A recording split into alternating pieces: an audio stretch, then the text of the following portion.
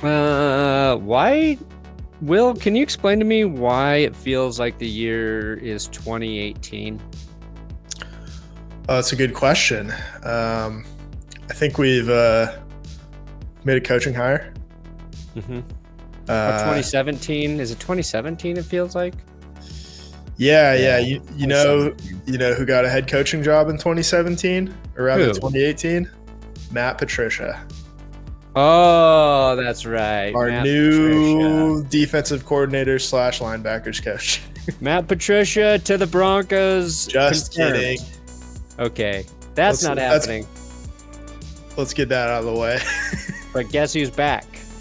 Back again. Vance Joseph. You know what this franchise was missing? Vance Joseph. Vance freaking Joseph. Oh man. Wow.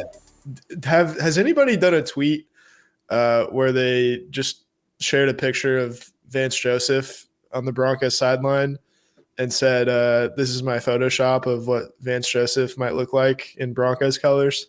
No, I have not seen those, and I haven't seen anybody tweeting a video of Sergio Dip asking about or saying Vance Joseph is having the time of his life. Yeah. Likewise, good observation. Yeah. Although I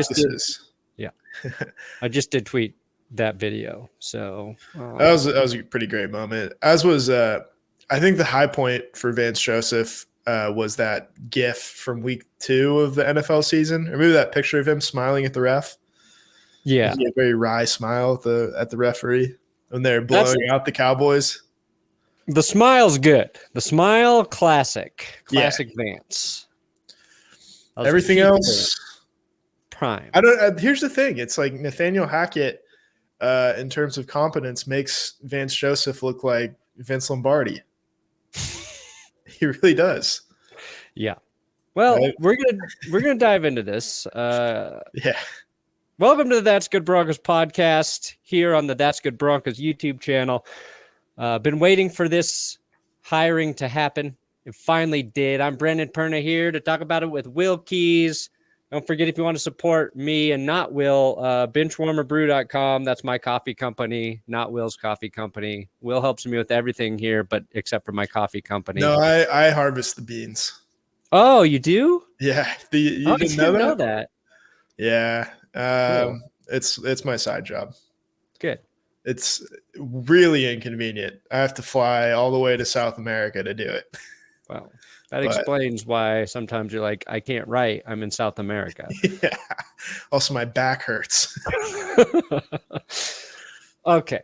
I've got a lot of feelings that I don't know how to properly articulate, but I'm going to try today. About the team or like just your life in general? No, about the team. I feel good about life. I got that shit in the lock. I thought you needed to talk about something. No. It's all about the Broncos, baby. It's all about this. Save that for the end of the podcast. I just 10 minutes of therapy. Yeah. You haven't seen this yet, so I just want your reaction. I don't think you've seen this. May we go from this having the time of his life to this one.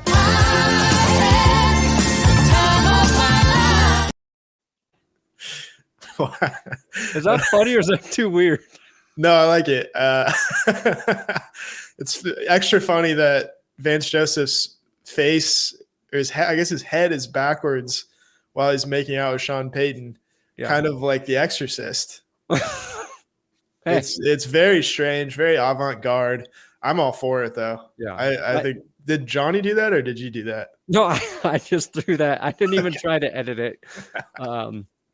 I just wanted the idea of we're upgrading times of our lives. We went from one that wasn't great to just an all-time classic with Sleazy and Dirty Dancing. Yeah, I get Dirty Dancing mixed up with Ghost. Oh, I don't. With Demi Moore. Yeah. Where he's dead. They do the pottery. Yeah. Anyway, your feelings about the hire. Yeah, I don't know, man. I think I tried to articulate that I'm like, I have no expectations. I don't think it's like a bad hiring.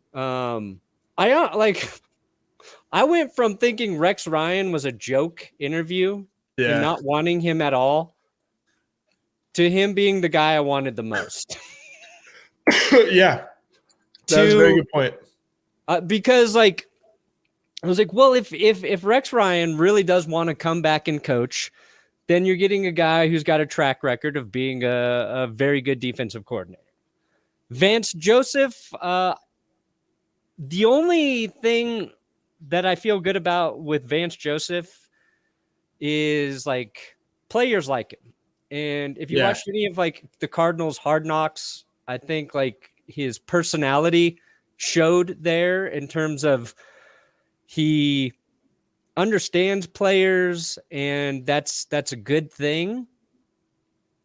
And then there was Matt Patricia was thrown in there, and I was like, anybody but Matt Patricia. So, and I think Matt Patricia has a better track record in terms of defensive coordinating than Vance Joseph. We all know he was a disaster as a head coach. He wasn't good as an offensive guy or whatever the hell his role was with the Patriots last year. But I was just like, personality-wise, the way he treats players, his track record there, Matt Patricia, he's not the guy I want at all. Yeah, a dumb pencil. He holds a laminated sheet, and he uses a pencil. What the hell is up with that? So Vance Joseph just feels like the least inspiring hiring. And he's had a mixed bag, I feel like, as a defensive coordinator. The Cardinals were not good last year. Up and down, sure. There's excuses there, right? There's injuries for the Cardinals, maybe not a lot of talent on defense, but I'm at a point where I'm just tired of those excuses as a Broncos fan. The team's always injured. There's you're like, we're always going through shit. There's always a reason. So it's like, as long as the defense is respectable next year, all I really, really care about is the Broncos offense being better. If the defense is middle of the road, but we're scoring points and winning games, who gives a shit? I'm fine with Vance coming back. I didn't have anything against Vance Joseph. He got fired after 2 seasons because he was the first guy to come in after the Broncos won a Super Bowl and the team started to get worse. Looking back upon Hackett, Fangio, and Vance Joseph, part of me is like, I think Vance might have done the best overall job as a head coach. So perhaps so. I'm using a lot of words here, Will, to say that, I don't know. Yeah, I mean, I feel the same way as you. You kind of have to, I hate to say trust whoever's, making the decisions. Used to say trust in Elway, trust in Payton. Yeah. Now you're saying trust in Payton again, just this time with a Y in the middle of his name. But I'm cool with it. They have a lot of veterans on the coaching staff now. We actually got news 3 minutes ago from Adam Schefter. NFL veteran quarterback Davis Webb, who spent last season backing up Daniel Jones, is being hired as the Broncos quarterback coach, per sources. Whoa. The 28-year-old Webb now will be coaching the 34-year-old Russell Wilson in his first NFL coaching job. Crazy. Is that a move in case we get into that situation where we have no quarterbacks? Yeah, maybe. Davis Webb can just fucking go out there and sling it around. The web slinger. Yeah. No, we actually learned you can't do that, right? They tried to. Who was the coach that they tried to possibly see? I don't remember his name, but he was probably 30 years old or something. And they appealed to the NFL. And the NFL's like, what? No, he's not a player. You can't do that. You can't just put a coach out there. Okay. Vance Joseph played quarterback in college. That's right. Get him out there. Don't you think it's always weird when an offensive guy coaches the defense, or a defensive guy coaches the offense, or a quarterback coaches wide receivers? Vice versa. Wow. Yeah. You have to know a lot. Yeah, like I think if somebody played quarterback, I don't think it's weird if they coach any other position. Yeah, because you have to know everything. Really. Yeah, but like, you're not teaching technique. Yeah, I don't know. If you're a quarterback, are you telling defensive backs like how to get out of their back pedal or how to have their hips squared up or when to, right. which like hand they should be using to fucking hit a receiver at the line of scrimmage so the refs can call a holding in the Super Bowl? I don't know, but yeah, that's always a little weird to me. I think quarterbacks maybe coordinating defenses after they've kind of coached through the defense makes sense because their brain is to pick apart a defense at the line of scrimmage, allegedly. Some quarterbacks, yeah, defense to offense maybe is kind of weird sometimes. I don't know, but the one thing I wanted to talk about with Vance before we do anything else is, did it kind of feel like, in terms of the coordinator search for, and we're focusing on the defensive coordinator position because it just seemed like the most important piece after Sean Payton came in, right? Yeah, of course. I mean, it's disappointing because we had a great defensive coordinator last season, or at least he had a great season in his first year on the job. And to have him leave for, I don't want to say no reason, but for the fact that he was, mostly loyal to the guy who was coaching the team and wasn't good at coaching the team. For to leave for that reason was, I get it, but like really disappointing. The fact that you have to start all over after, putting together 3 different defenses in 3 years. It's just, you want some continuity there. Fortunately, and I think I made this point in the script, you still have a couple of holdovers from 2018 and earlier in the case of Justin Simmons in Josie Jewell, who's going to be calling out a lot of plays for the defense, and Justin Simmons too. I don't know if I'm forgetting anybody there. I don't think so. But I think that might ease the transition a little bit. Also, it's not like we're switching to a 4-3 defense. You got a 3-4. But I do worry a little bit about kind of the not the front 7, but like the front 4. I worry about the front 7. That was kind of like the point I eventually got to in the video about Vance Joseph. It's weird because I have 2 thoughts about the front 7, but oh, damn it, I'm getting away from the point about Vance, which was that it feels like this coaching hiring cycle for defensive coordinator, that the well was just a little dry for the position. But we can go back to that. In terms of like the Broncos front, if Draymond Jones, if they get him to come back, that's one step closer I'm going to take towards optimism, because I think he's a key piece on that front. But the edges, we don't know. I feel the least confident I've felt about the Broncos pass rush coming off the edge than since probably before they drafted Von Miller.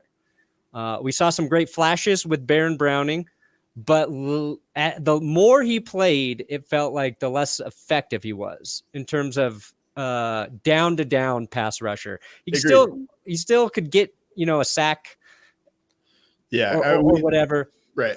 But it felt like, I don't know, they figured out how to slow him down a little bit.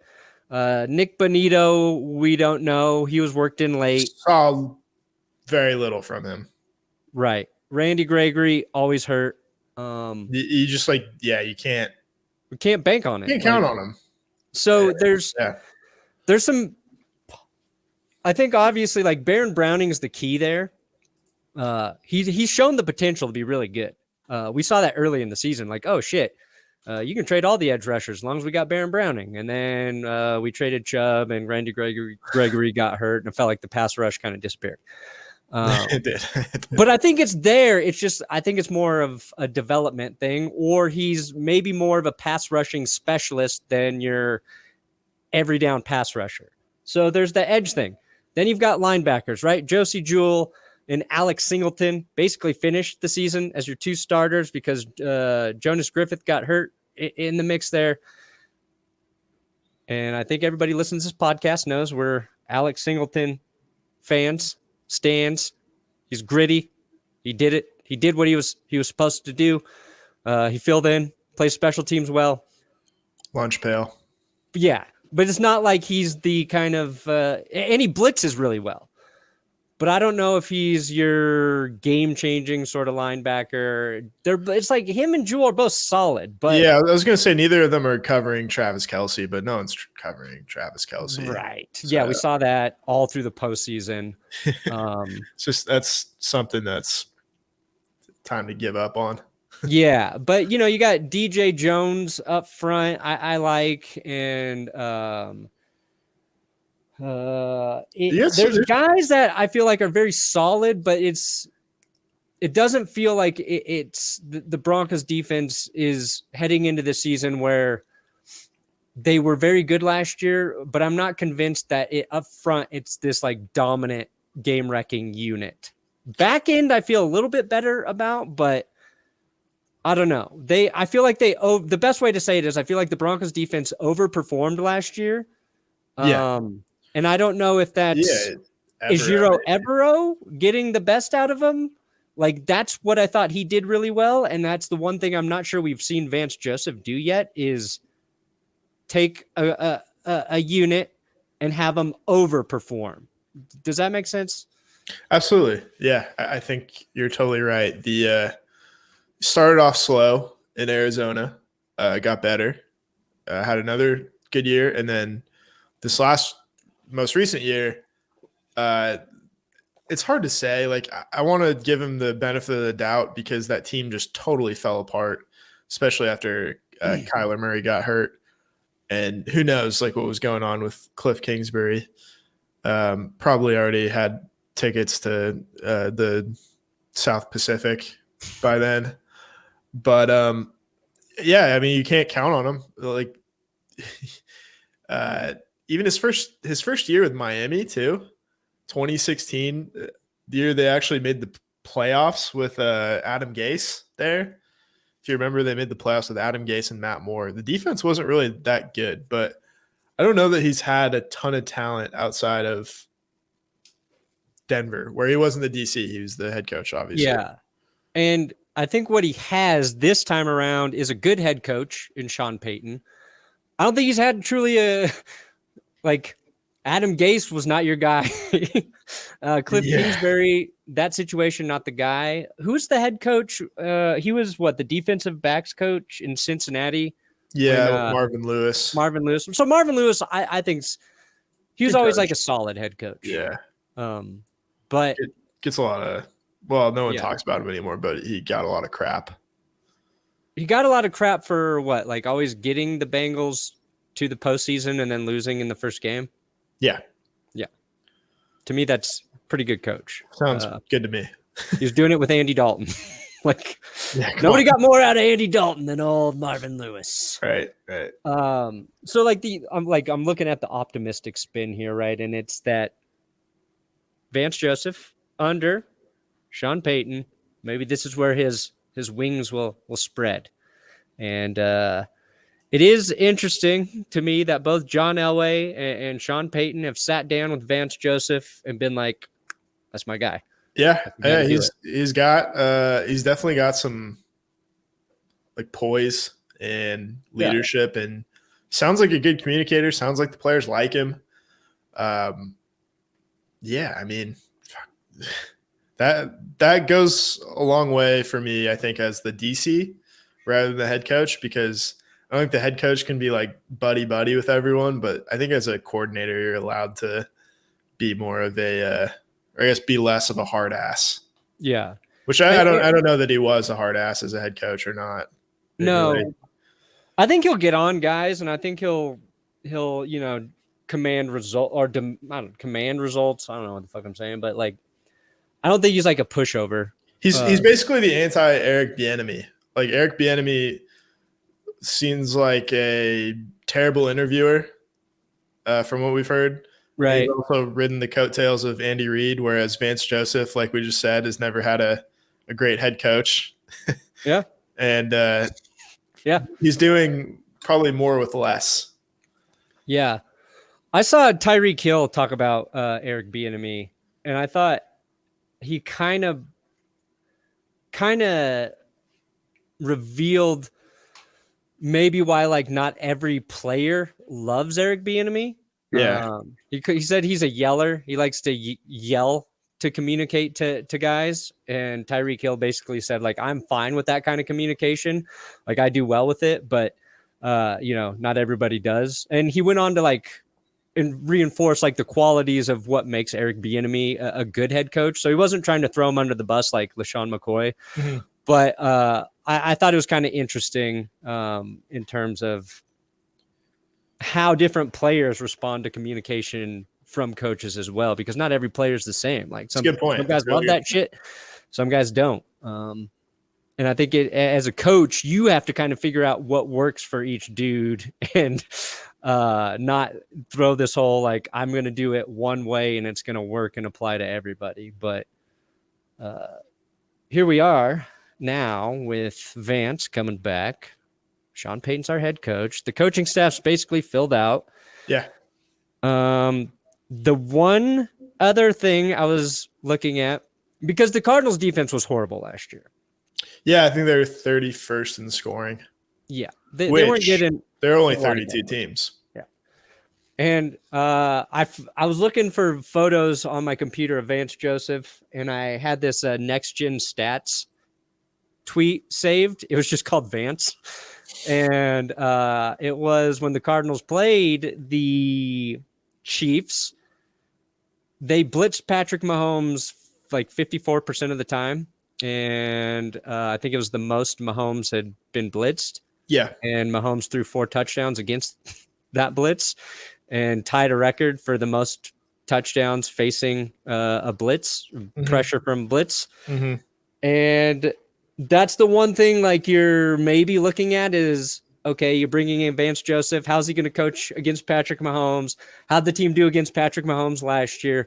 And at first I'm like, oh man, that's to me like a guy continuing to try to do something in a game and it not working and refusing to go away from it. Yeah. After the first 2 touchdowns, you should be like, yeah, I don't know. But then again, like we said, there's very little talent on that Cardinals defense. And he's probably throwing 5 touchdowns, blitz or no blitz.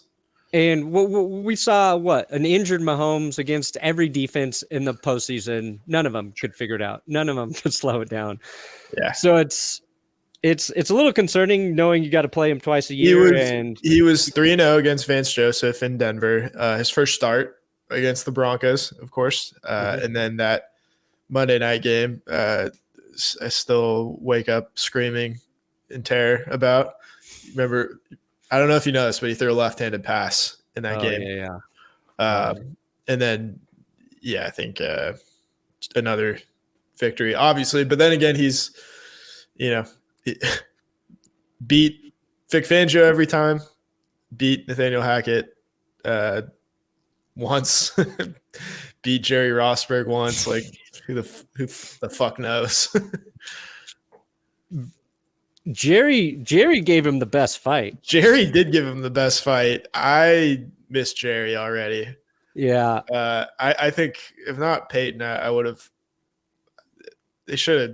Jerry should have had a better chance. I feel like Jerry's kind of the one that got away. Jerry's the one that got away. I liked the cut of his jib. I did. He had one of the best jibs around. We should get him on the podcast. Do you think you would do that? I don't know. To motivate us. I don't think I would do a good job interviewing Jerry. I agree. Well, I don't think I mean, the both of us. Yeah. Based on my one conversation I've had with Gary Kubiak. No. Do you want to tell that story a little bit? I've already done so, haven't I? Have you? I mean, I know you told me, but I don't know if it was I'm pretty sure I talked about it on here. It was at Derek Wolf's retirement party. Yeah. And Kubiak Bill Kolar, Wade Phillips, all hanging out at the back of the room. I'm probably my third whiskey deep. I'm like, I'm going to talk to these guys. Go up there, introduce myself. Wade, very cool. Try to engage with Bill. Said something about like, like he was a great defensive line coach. Like the dude's like playing for him, and he was just like, "Yep," and immediately walked away. I was like, "Okay." And so Kubiak was kind of cornered, and I wanted to talk football with Kubiak. I started asking him some convoluted question about his offense and what they did in Minnesota, and like just not probably making a good point. And when I finished, he said, "What? I don't understand what you're asking." And then I said something else, and I could just tell that he did not want to talk to me. And Jess was having a great conversation with Wade Phillips' wife, and I just slowly pulled away, went over by Jess, and got the fuck out of there. And I then got angry in my heart at Gary Kubiak for not even trying to make a conversation with me. Like, because I felt like I was bugging him, and he didn't hide it very well. And they were there to support Wolf. Like, they're all like, they were, yeah. I'm not saying they're the assholes. I was definitely the drunk idiot, but I don't know, maybe they just don't want to like talk football in their off time. I don't know. That's all they fucking want to talk about. Maybe you're right. What I regretted later is I knew Wade Phillips was coaching the Houston Roughnecks. Yeah. And I should have talked about XFL with Wade. Because Wade was very sweet, very nice. That sounds, I feel like out of the three of them, I would want to talk to Wade. Yeah. I just wanted to ask him like what his thoughts are on the XFL. Like, are you excited to coach this league? Like, what do you think it means for players getting second chances? Like a real question, but anyway, I digress. If I get the chance to talk to Vance Joseph, I could have a conversation, I think, with Vance. Yeah, he seems cool. Yeah, he seems nice. Remember that video of him hanging out with Johnny Bolin? No. I mean, like, I know what you're talking about, but I don't remember what happens in the video. Nothing really happens. They're just both really drunk, and maybe more. I don't know. And I got very drunk that same night with Johnny Bolin. So, oh, that's right. He was there. That's right. Yeah. That's right. I say it like I was there, but obviously. Where the hell were we? Sean Payton. Sean Payton. The offense good. And here's the second part of what we can talk about is because they have hired Joe Lombardi as offensive coordinator, correct, Will? Yeah. They hired Joe Lombardi as they haven't like committed to him being an offensive coordinator officially, but he's on the offensive staff.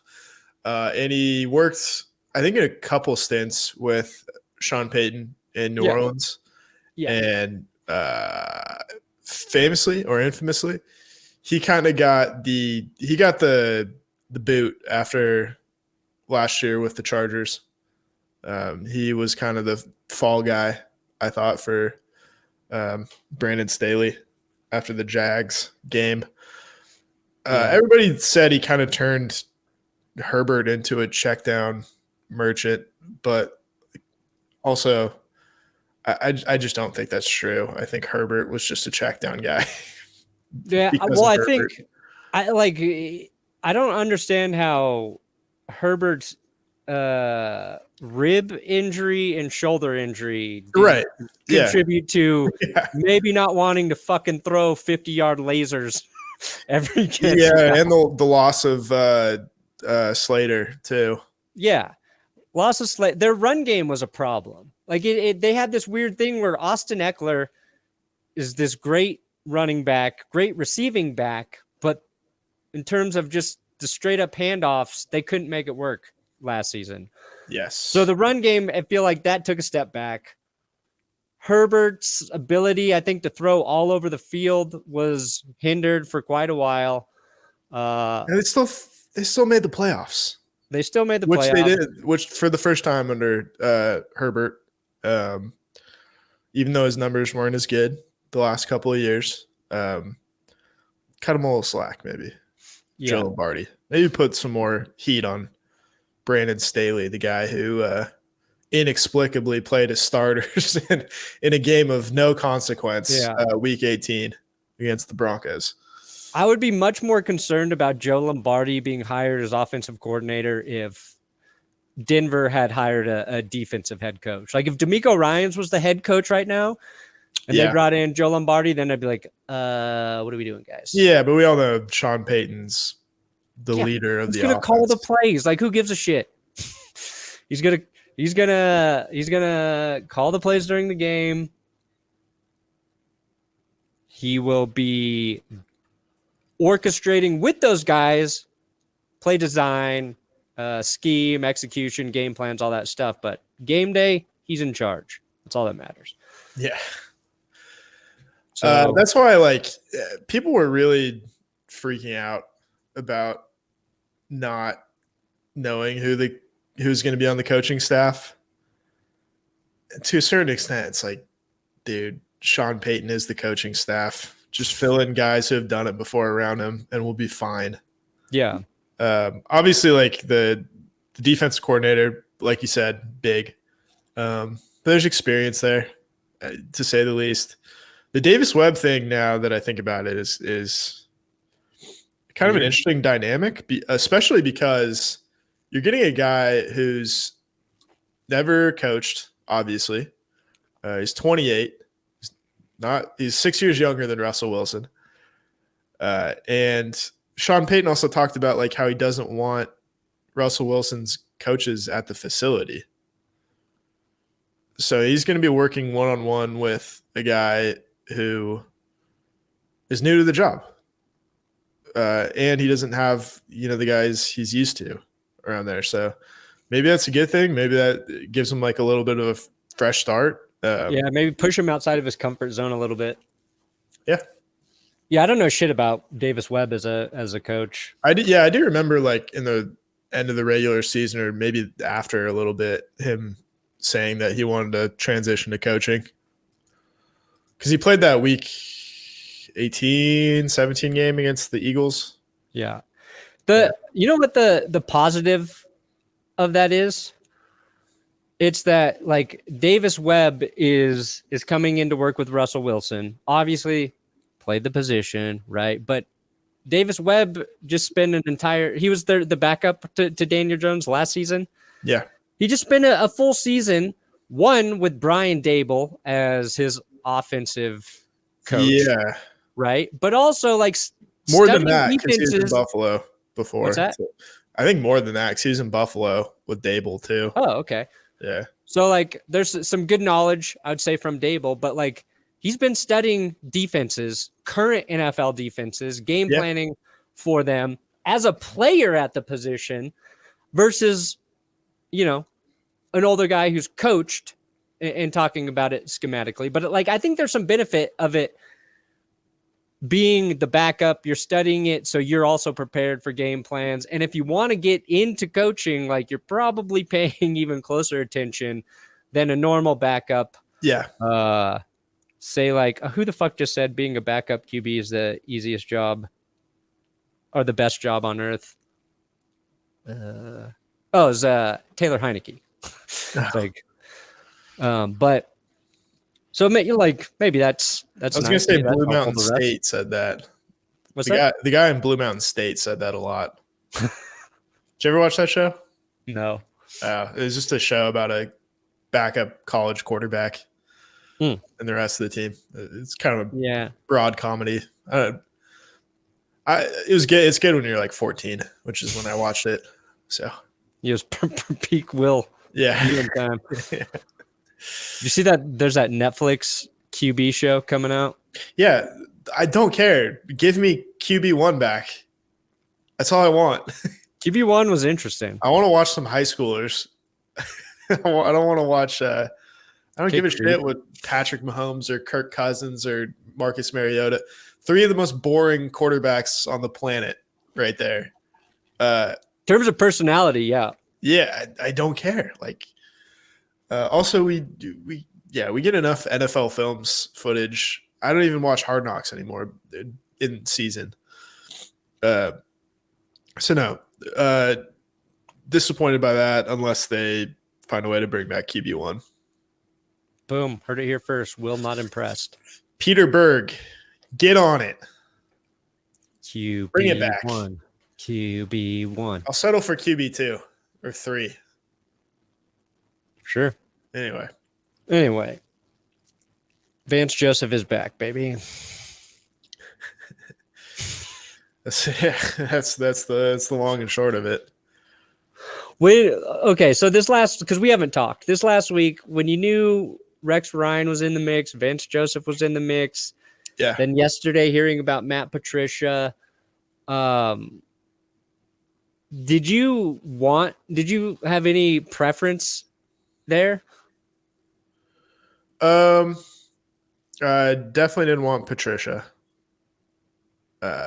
Rex Ryan, when I heard it, I think I had the same reaction as you, where I'm like, this guy hasn't been in. Yeah, we talked a little bit about that, right? Yeah, this guy hasn't been in coaching for half a decade or more.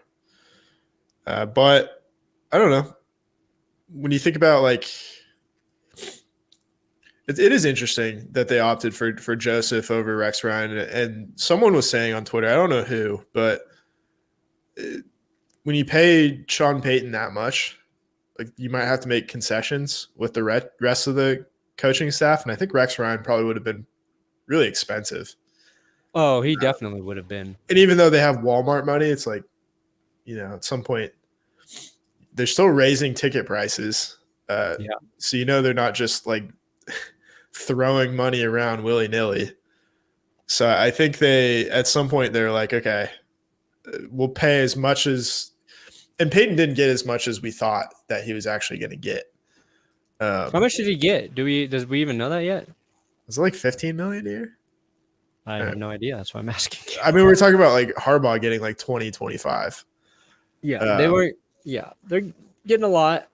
So they're still the point is they're still budgeting, even though they're the richest owners by far. There's still a budget in place, and you spend a lot on the head coach. Maybe you don't spend as much on the coordinator position. So that might have ruled out Rex Ryan because he said he was waiting for the perfect situation. Usually the perfect situation includes a pay raise. Yeah, no, he was pretty – I don't know when he said this, but he insinuated it would have to be a lot of money to take him out of TV because fair enough. Coaching's a lot fucking harder. And TV, the work's easier, and the money is really good. And there's a big drop off from head coach money to coordinator money. How is that? I still wonder how the money is that good. How many people are watching Sunday NFL Countdown? Must be a lot. Yeah, I mean it's ESPN, it's Disney, so it varies, but I don't know, man. More than we're making. I guess one last interesting thing I was thinking about, because Jonathan Gannon goes over to Arizona. Pew, pew, pew, pew, pew. Did you see that clip? Oh, yeah. That was silly. I don't have that one, but hold on. I do have. Sorry, Tom. You're not Will. We're on GPS now. Buckle up. We're going to have some fun. Buckle What's up. up, Bird Gang? Jonathan Gannon, your new head coach. Arizona Cardinals. Ready to get to work. Buckle up. We're going to have some fun. I know someone's already said this, but he sounds like Kendall Roy from Succession. Oh, yeah, that's good. He seems like the forgotten brother on that show. A little bit. Who was he talking to when he did that in that clip? It was some player. I didn't recognize him, though. Yeah. Might have been but anyway, or something. Gannon goes to Arizona. He's a defensive guy. Immediately is no, I'm not keeping Vance Joseph here. Yeah. That's fine. Yeah, it's And then Vance Joseph was possibly somebody the Eagles were going to consider to bring in to replace Gannon as well. I didn't understand that because like Vance Joseph had a crack at Hassan Reddick, and I think Reddick got better after he left Arizona. So he had a great he did. No, final he had a great contract year there. That is a good point. He had a great contract year, and then he had a great year in Carolina, and then they let him go too. Yeah. So actually, Money. Vance Joseph might have gotten him paid. Is what we're figuring out. Anyway, we'll see if it's good. Free agency will be coming up soon. We'll figure out what the Broncos are going to do there. Apparently, they're going to spend money, but they got to make some money, create some money first. That's it. This is the big news. We did it. We talked about it. Great stuff. Great job, us. We did it. Okay. Good night. And John Elway played his entire 16-year career without an ACL. Did we start that when Vance was still coach? No.